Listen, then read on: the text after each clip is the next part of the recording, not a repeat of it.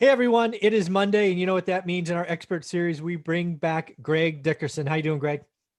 I'm doing great, Michael. How are you? I'm doing very well. Folks, if you enjoy these conversations with Greg, do yourself a favor. I have a playlist dedicated to Greg on this channel. We have hours of interviews with him there, answering all types of questions. So if you like what we talk here, which many of you do, make sure you check out the playlist because there's hours of material that you could watch from Greg. So thank you very much for doing this with us, Greg. I thought we'd talk about home prices first. One of the questions I get a lot is, why does Greg think home prices are not going to go up in the next couple of years? And I'm on the side of, you know what, I think prices got a year or so to run. So let's break that down a little bit. Yeah. So when I say that, and I did read that comment, I do read the comments and saw the question. So I don't see exponential upside. And the reason is housing prices now, the way things are going right now, are limited not only to what somebody's willing to pay, but what they can pay. So you have to put a down payment up, and that monthly payment has to be a certain percentage of your debt to income ratio. You only can spend so much money on housing. So that's what I mean by we're at a peak. So what I'm saying more than anything else is we're at a peak right now. Is there a little bit of upside potential? Sure. Is there a little bit of downside potential? Sure. Is there more downside potential than upside in the future? You know, you could argue that there might be, and you know, a lot of the doomsdayers are calling for a housing, a crash in housing prices. But what I see is from an affordability standpoint, you can only pay so much for housing, and people are only willing to go so far. So in every market, everybody who's listening, take a look at your market. There are houses that are not selling in your market where other houses right next door sold in days. And it's either because it's overpriced for what it is, where it is, or it's just a really odd house or, whatever. But there are houses that are not selling in every single market where other houses are selling in days. And again, it's usually because it's either overpriced or, something else is going on, but usually it's overpriced. So buyers are pushing back at a certain point. They're not paying anything for a house because they got to be qualified. They got to put a down payment up, and they can only spend so much on their housing. And when somebody gets to the point, I'm talking median housing level, the average, middle-class family or lower income family that's buying a house that can qualify, they're not going to put 50% down so they can afford the payment. They're just not going to do it. Yeah. Yeah. And one of the things I want to talk about here is you're right. There's so many doomsdayers out there because doom and gloom sells, it gets clicks, right? They're talking about a 40 or 50% crash. I'm on record saying, nationally speaking, I bet you housing values are up 10% or more between now, October, and December 31st, 2021. So I'm on the entire other side of that equation. Yeah, I could see that being possible. 10% is not a huge bump in house prices. So that's not, but would they be up double? That no. I don't think. No. Can they go up 5 or 10%? Sure. Is it better to know the top than the bottom? So what we do know right now is the hottest housing market we've ever had, the lowest interest rates we've ever seen, and there's multiple offers for good houses, priced right in the right areas. So that's why I say know the top, and if you're a seller, now's the time. Yeah, Can it go up a little bit? Sure. Can it go up significantly? I don't know. Can it also come back down by the end of next year? Sure. Yeah, I think all of that is rock solid. The one little wrinkle in all of that I think is unique to this time is it's the rush out of the urban areas. And I just talked about, there was a couple in New York that was talked about in a Bloomberg article. And I'm going to talk about this couple because I think it's happening in most big cities. They were renting in Battery Park for $5,500, right? Husband, wife, 2 kids. I don't know where Battery Park is, but $5,500 for rent seems like a nice place to me. They just moved to upstate New York. Their mortgage payment's $1,000. Talk about the life. I mean, that's life changing. In theory, mom or dad could stay home and raise the kids now. I mean, that's a $4,500 drop. Maybe it's $3,500 when you include all the other housing costs. But I think that's happening in droves. And that's one of the reasons I believe the next 12, now 15 months sees upside. It's because we are taking the tippity top renters and making them homeowners like we've never done before. I just think we've never seen this wave before.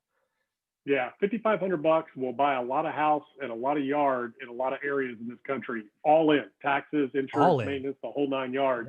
Yeah. That's a pretty hefty payment to be paying for rent, Mhm. to be in a city where the reason you're there is supposedly for opportunity, for entertainment, things like that have, kind of gone by the wayside here lately with things. And that's why there's a lot of people leaving the city. But again, 8 million people in New York, you got a couple 100,000 that are leaving over the next year or so. It's not going to really make a dent, in the overall market, but it is in a lot of areas. Yeah. See, I don't think it dents New York, right? The supply demand balance. But if 20% of that couple 100,000 goes to one area in upstate New York, it could impact that area for sure. Yeah.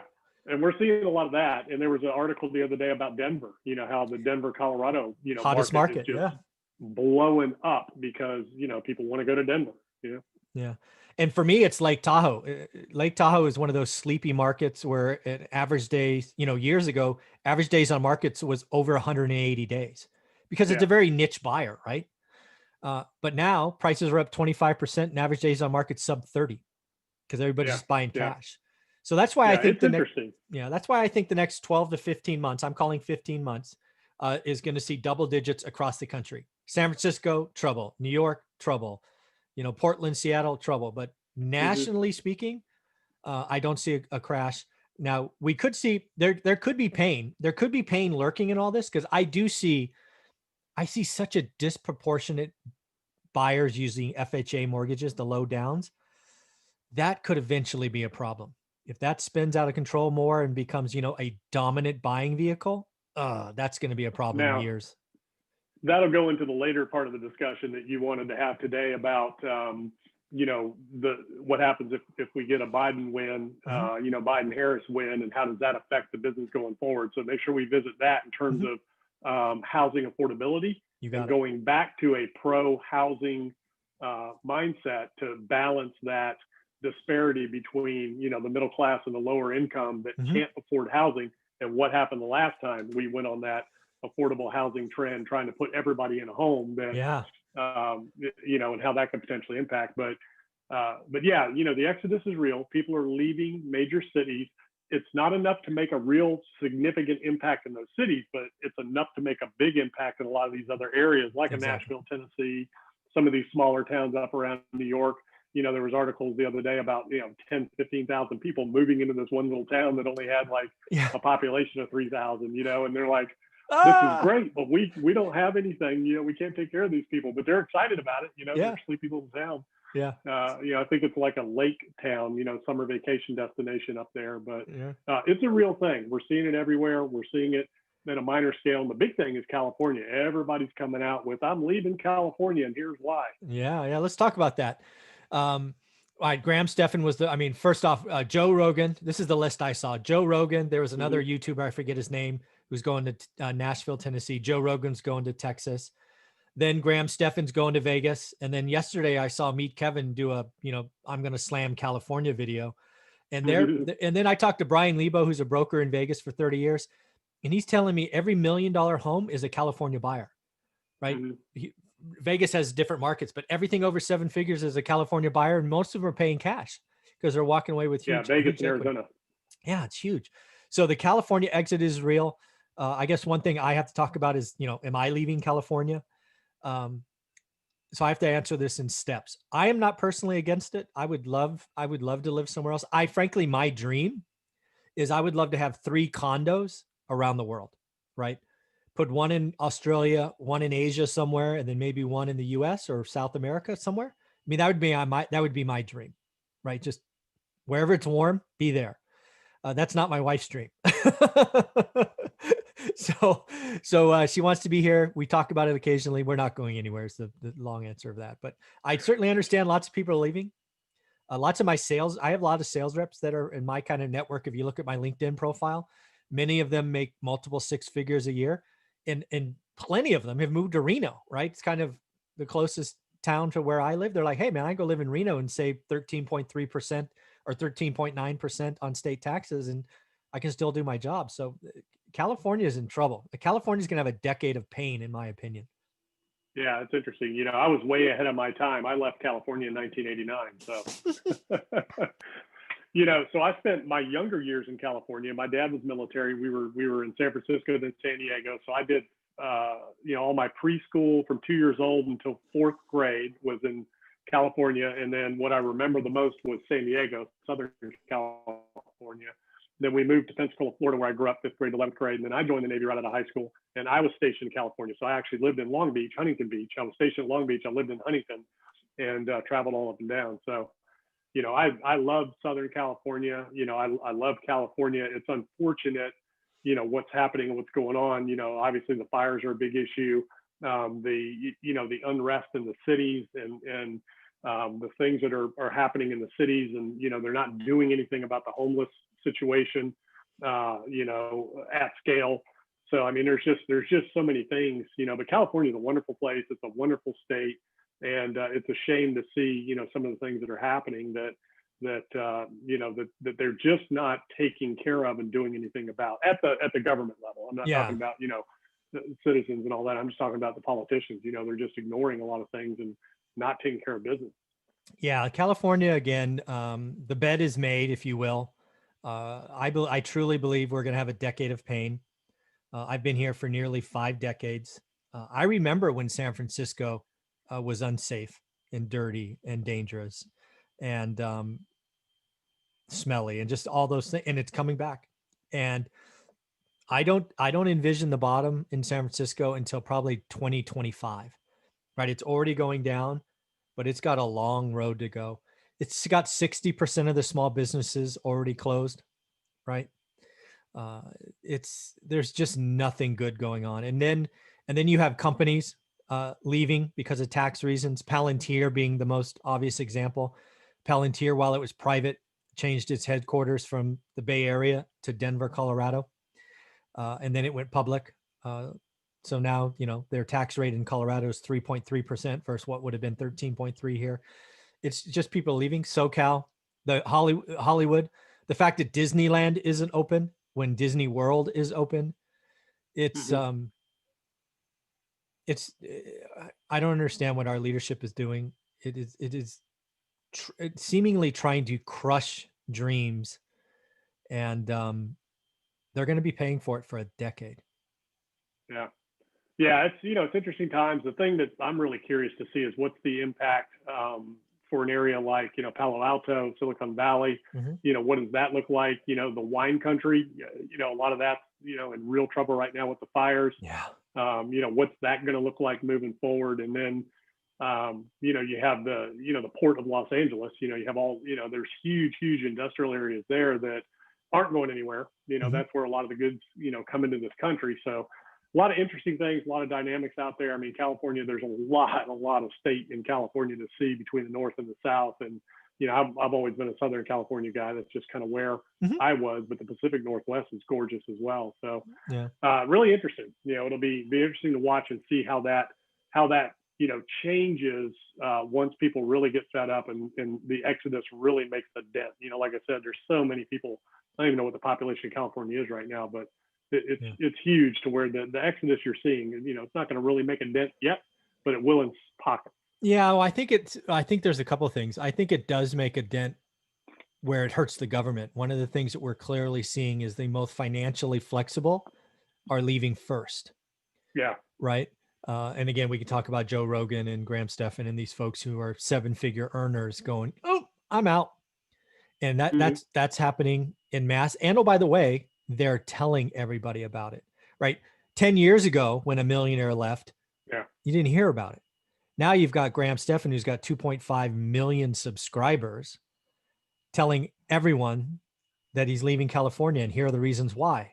And then you watch that as a California resident going, "Oh, shoot, it's good enough for Graham. Maybe I should think about it." So I think this wave, just like we talked about that couple from Battery Park leaving to upstate New York, I think it's going to accelerate because people will talk to people, and it's just starting.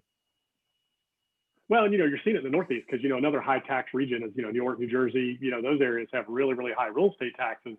And, when you look at a place like California or up in those areas, I mean, that's real money. When you're spending, if you're an upper income earner, $400,000 or $500,000 to $1 million or more, and $100,000 to $200,000 to $250,000 worth of your income is gone in taxes that you wouldn't have to spend in Texas or Florida or, Arizona or Nevada, somewhere like that. I mean, it just, at some point you got to do the math and go, man, we're just throwing away hundreds of thousands of dollars, and for what? That's the real problem. I don't mind taxes. The problem is that the tax money is just, it's funneled to certain pockets, and it's wasted and squandered. So at some point, people start to rise up and say, wait a minute now, our tax dollars are not going where they're supposed to be going. And I think we're in the middle of a lot of that right now, a lot of discovery. And again, part of the next conversation, in terms of how that can impact the business we're in, and things like that. But taxation is a huge issue. I'm all for paying taxes, and I don't mind paying more taxes if it's used properly. The problem is it's not. And, unfortunately, the way our government's set up, it never will be. And the more we pay, the more gets wasted. Yeah. Yeah. So let's switch gears. Obviously, California is a blue state, as we know. New York, obviously another blue state we just talked about. Goldman Sachs just came out today, read one of their analyst reports. They're talking about, for the first time, a chance of a blue wave being greater than 50%. They actually pegged it exactly at 60%. So 6 in 10 chances of the House, the Senate, and the presidency being a Democrat come inauguration in January. I'm curious, when you hear that, and obviously you're a businessman, been a businessman for decades, what, if anything, changes in your model? What do you look, because there will be some things that are encouraged, some things that are discouraged. And if there is truly a blue wave, they're going to have an expedited path to get stuff created and approved, right? There won't be a battle or a fight or negotiation. It'll just fly through the system. Mm-hmm. Well, I had this discussion with somebody the other day, and, there's really nothing you can do. So you just need to change your business model to understand what the new impacts and costs are going to be. And all you can, speculate on is what they're saying. So a lot of the tax, loopholes and incentives are going to go away. Yeah. Taxes are going to go up for everybody. And, for anybody who's listening, this whole, taxes are only going up for people making $400,000 a year or more. It's going to go up for everybody. Everybody's going to feel it. Universal health care, which is, where they're headed with that, is going to affect everybody's taxes, and that in and of itself is a tax. And for everybody listening, has your health insurance premiums gone up, since the Affordable Care Act? So, I mean, the things that they're not talking about just blow my mind. With the Affordable Care Act, whether you're Democrat, Republican, whatever, your health insurance premiums and your healthcare costs went up. I don't care who you are. You got less benefits for more money. Mine did. They did cover pre-existing conditions, which is great. And I think we should have that. But what we don't have is we don't have competition. We can't cross state lines with health insurance. So now you have this government mandate, and it's putting everybody in one little bucket, creating monopolies. And the government right now is going through an anti-monopoly, antitrust across the board with big internet companies, but they're not doing it with health insurance. So there's a lot of things that they need to be talking about that they're not talking about. But at the end of the day, I know, with what I pay for health insurance versus what you get is not where it was, 10 years ago. And, it's almost tripled from where it was 10 years ago. So anyways, the potential of that, coming down the pike, that's going to affect everybody as a tax, just the health insurance alone, which I agree. In this country, we should figure out a way to cover everybody. Health insurance shouldn't be such a big mystery, right? Healthcare, good health coverage or healthcare. So that's a big one. Real estate taxes and incentives, corporate business taxes and incentives, and income taxes. It's going to be a tax and spend, philosophy. If you have a Democratic, House, Senate, and White House, it's just going to be thing after thing after thing of tax and spend, tax and spend. So you just have to figure out. And here's the question I posed to somebody, the other day when we were talking. I said, okay, if you're going to go start a business, and right now, you're going to pay 20, 30% in taxes. I said, is it going to stop you from starting that business if you're only going to pay, if you're going to pay 50%? You know what I mean?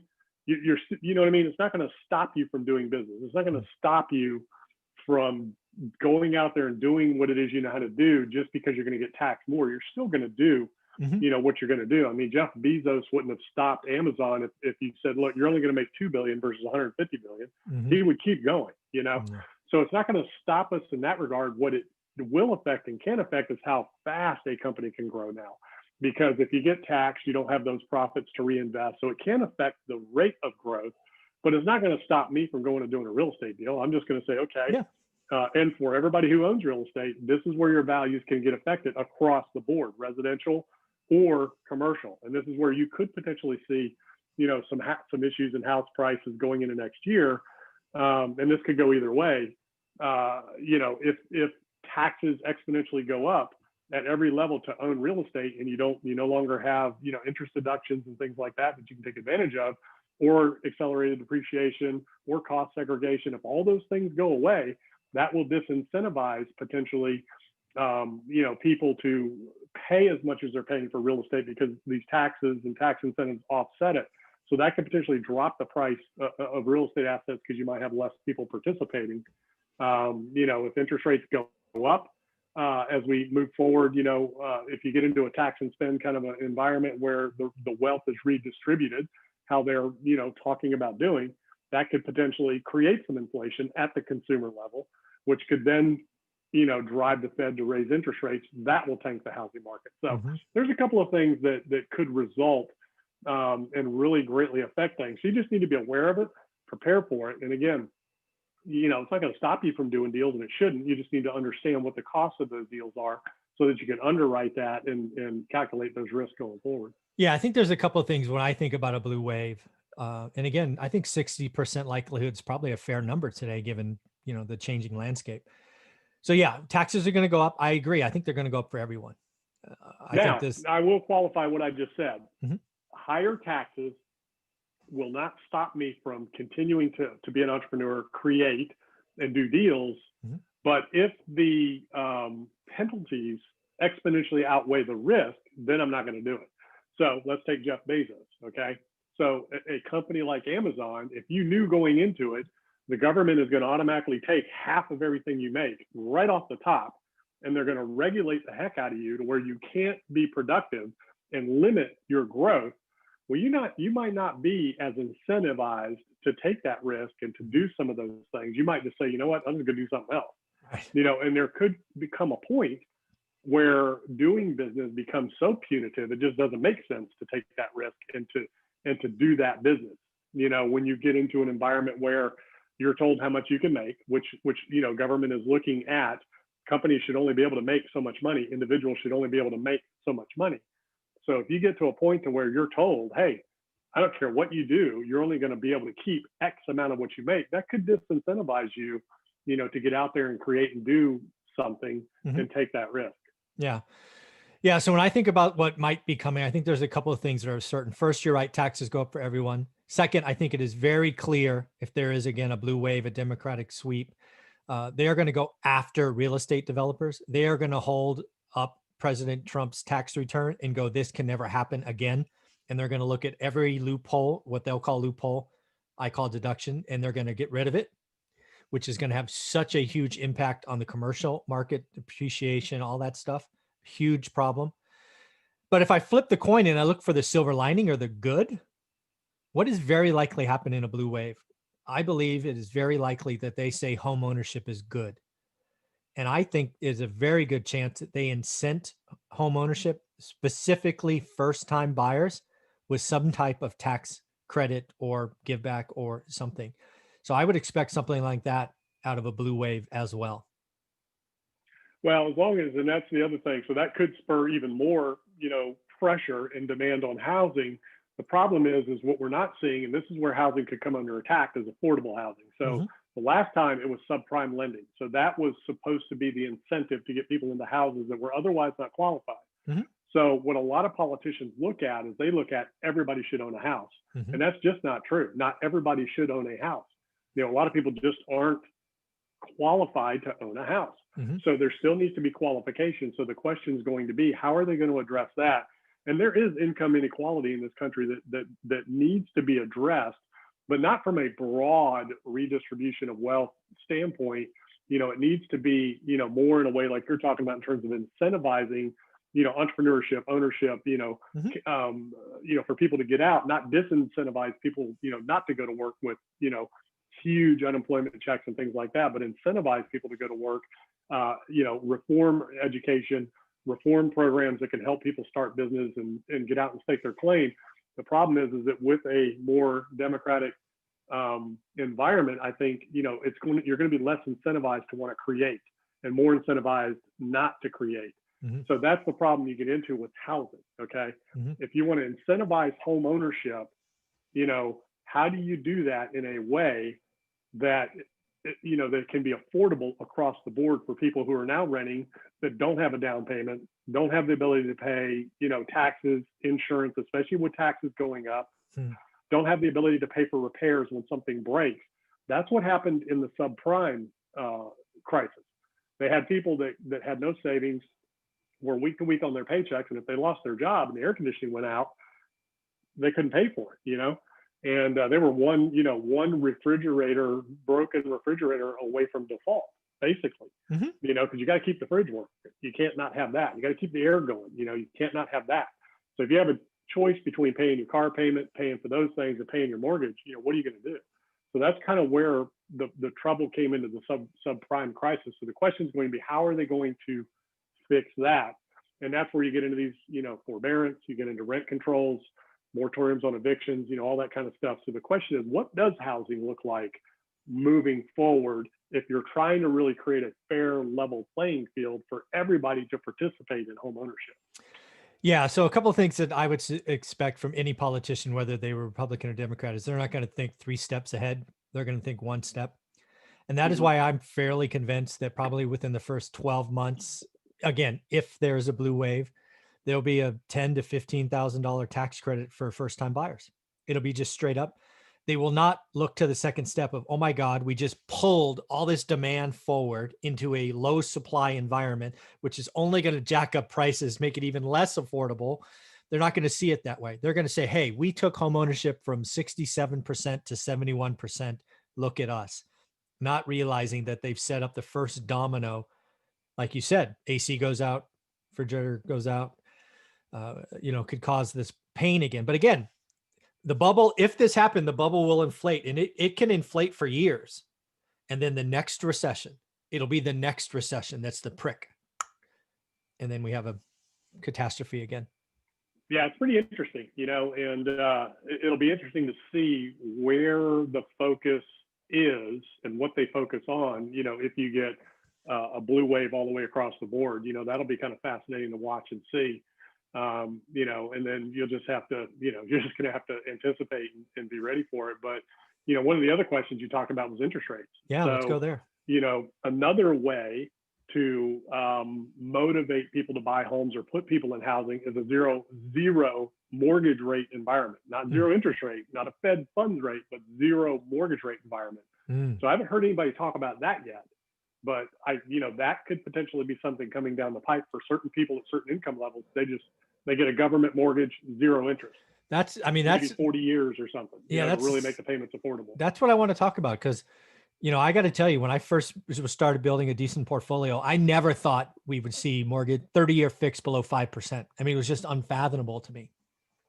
And now, as I sit here, I just heard yesterday a buyer that I know got a 2.5% 30-year mortgage. Good credit, good down payment, all that stuff, but still 2.5. That's half of what I thought was possible. So my question for you leading into this is, could you imagine a world where we have a 1.99 30-year mortgage, or a 0.99, or now you've said 0? I mean, could we see that? What do you think? Yeah, so the only 0 you could potentially see, now this is for mortgages, okay? You got to understand, where does the money come from for a mortgage? It comes from investors, okay? It comes from, Wall Street investors. These things are sold as securities, or it comes from banks that are actually lending their own money, which again comes from investors. So there has to be a spread for that to work. If there's no money to be made, no money will get lent. The question is, what is the tolerance for that spread? And if you look at the bond market right now, that will give you an indication of where mortgage rates could ultimately go. There has to be some sort of a spread. And I think, the limits on that are probably a point, so maybe you could see 1% interest rates, in the commercial markets, because that still leaves room for spread at scale. The only 0 interest rate environment I think you'll ever see in mortgages is going to have to be a government program where, like you said, if they pass trillions of dollars of whatever, maybe there's $1 trillion of a mortgage product that's set aside for Freddie and Fannie to loan out 0 interest for certain borrowers. So yeah, I think I had never thought about this. This is why I love talking to experts like you. So in theory, right, if we're just playing it out, blue wave, they want to do home ownership, besides the tax credit of 15 grand, they could, in theory, like you say, set up $1 trillion fund, enable all the banks, Wells Fargo, Bank of America, blah, blah, blah, to issue 30-year mortgages at 0%, and then they will buy them. That way the banks get their fees, right? Doing whatever that is. They make a little spread, or I guess they'll make fees.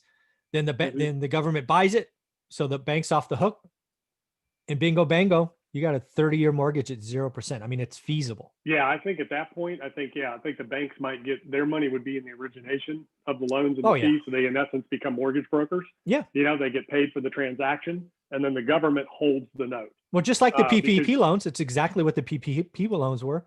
The government did all that money, and they just got paid. I mean, Wells Fargo made $300 million processing PPP loans. I mean, that's exactly what would happen. Yeah.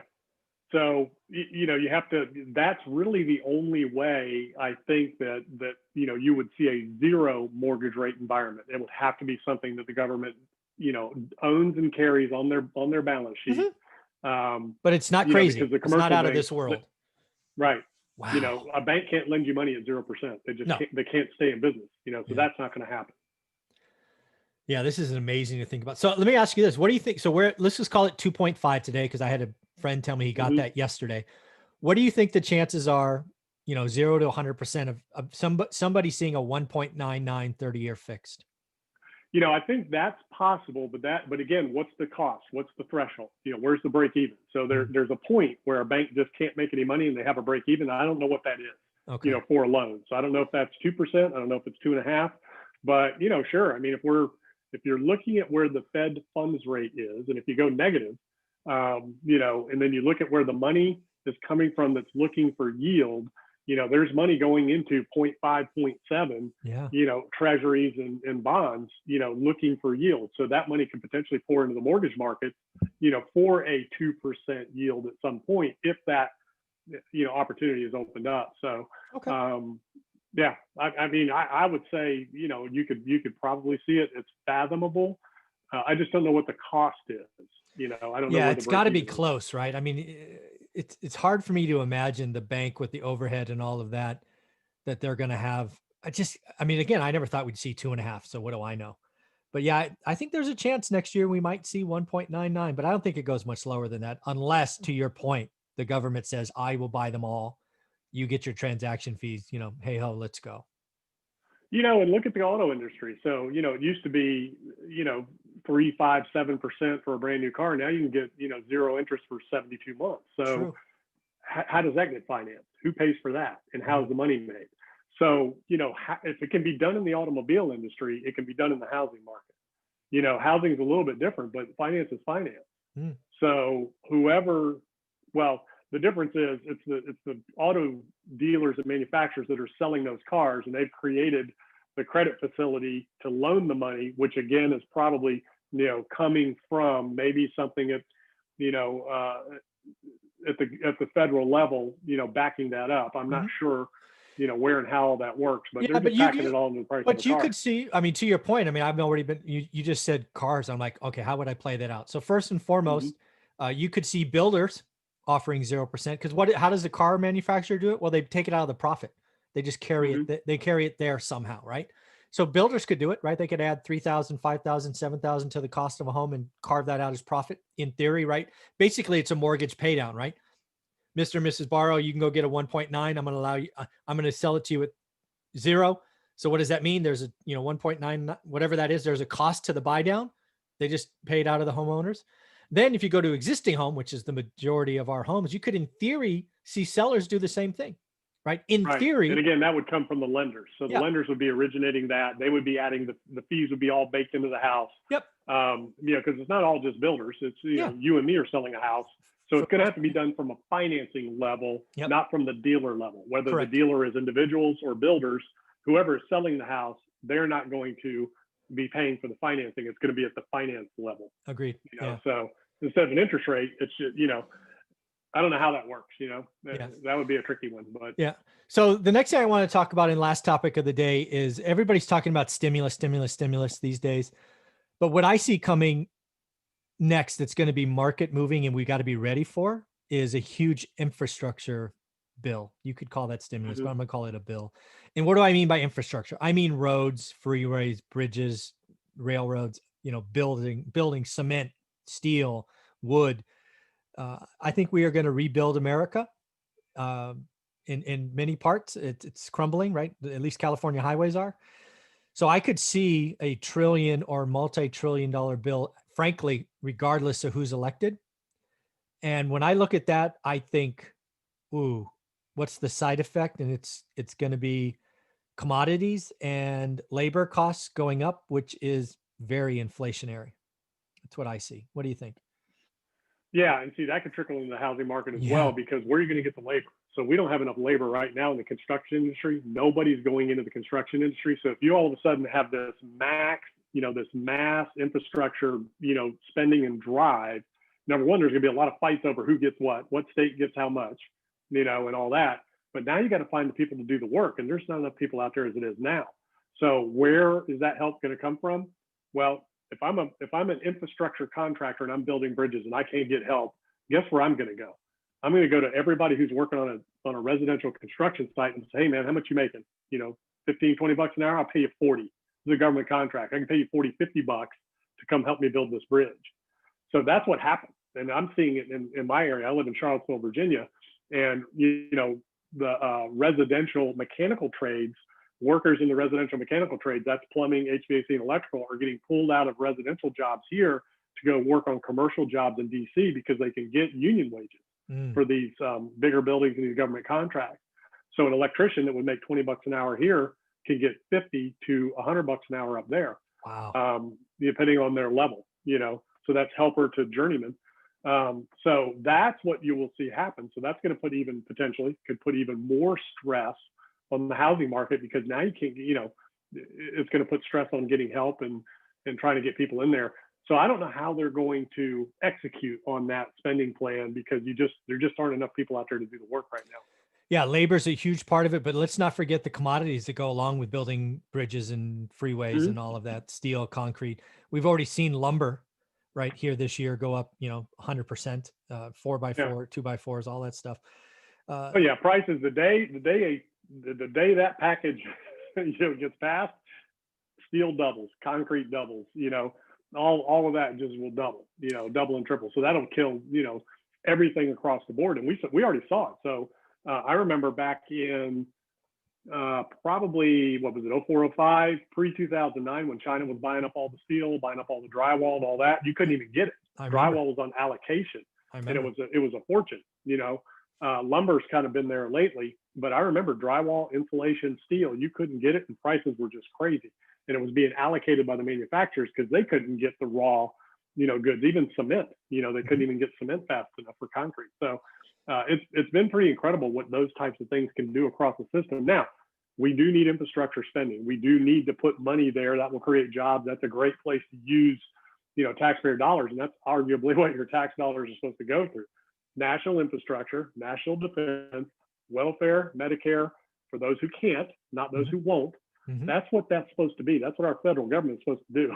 Agreed. Not supposed to go into somebody's pocket, who's studying, some, who knows, turtle in, the middle of a field somewhere and spend millions of dollars studying this one little turtle and why he's not moving, Yeah. Yeah, it's gonna be interesting because what I fear is because I look at the consumer and cost of capital, and when I think a $1 trillion infrastructure bill, the impact on wages, the impact on commodities, what I see as the next domino is inflation, and what could cause what does inflation cause? It causes Fed to raise interest rates. Interest rates get raised, it hurts housing. Inflation keeps going, interest rates go up, housing crashes. Now that's a 2 or 3 or 4 year journey, but that's how far into the future I look at these things. And right now that looks very feasible, and it all starts with a blue wave. All of those dominoes line up, and once the first one falls, the others are pretty likely, in my opinion. Yeah. It's going to be interesting to see, how the election shakes out, how everything shakes out, what actually happens. But it's going to be a tax and spend environment. There's just no other way around it. And it's going to be good in some areas. It's going to be tough in other areas, and it's the unintended consequences of all good intentions gone bad. It's just hard to foresee every possible thing, every possible outcome.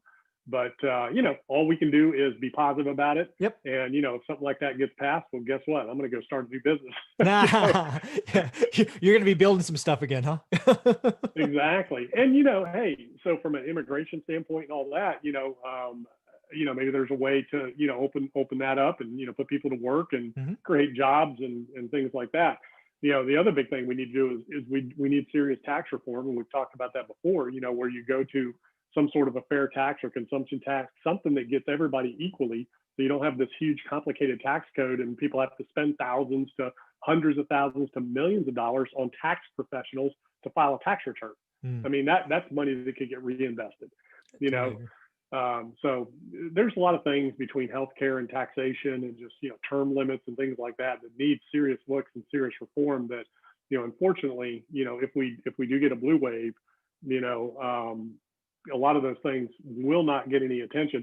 I'm not so sure they would even get serious attention if it was the other way. If we had Yeah. a red wave, Yeah, I don't think so either. you get one party in control and bad things happen, and that's why our government was set up the way it was supposed to be set up, with checks and balances, Absolutely. so that these things can't happen. Yeah. Very cool, Greg. Well, I appreciate your time. This is always fun. Again, folks, if you like these conversation with Greg, please check out his playlist. He has hours of materials there for you. Thank you very much for your time. Yeah, it was great being here. Thanks, buddy.